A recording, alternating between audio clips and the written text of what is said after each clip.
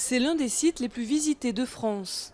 En période estivale, 30 à 40 000 touristes sillonnent chaque jour la cité médiévale de Carcassonne. C'est vrai qu'on a toutes les nationalités et depuis le 14 juillet, on sent qu'il y a un gros pic d'affluence sur la ville. Côté sécurité, la ville de Carcassonne a doublé les effectifs de la police municipale. 15 à 20 agents armés patrouillent depuis le début de l'été à l'intérieur des remparts. Nous mettons les moyens pour que tout se passe bien.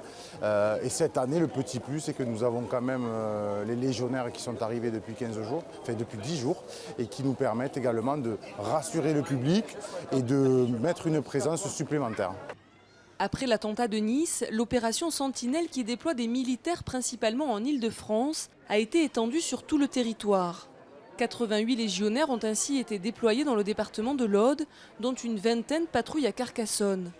Quand on arrive ici, on voit qu'il y a pas mal de militaires en plus, donc c'est plutôt rassurant, mais c'est pas ça qui a remis en cause notre envie de venir ici en fait. On a vu passer des militaires, on nous a demandé d'ouvrir nos sacs à l'entrée de du château, quoi. Donc pas d'inquiétude particulière. D'autres touristes ont pourtant décidé de revoir leur itinéraire. J'avais prévu d'aller à Toulouse, à Marseille, à Montpellier et à Nice. On est venu exprès d'Espagne pour visiter ces différents endroits, mais on a changé d'avis après ce qu'il s'est passé à Nice.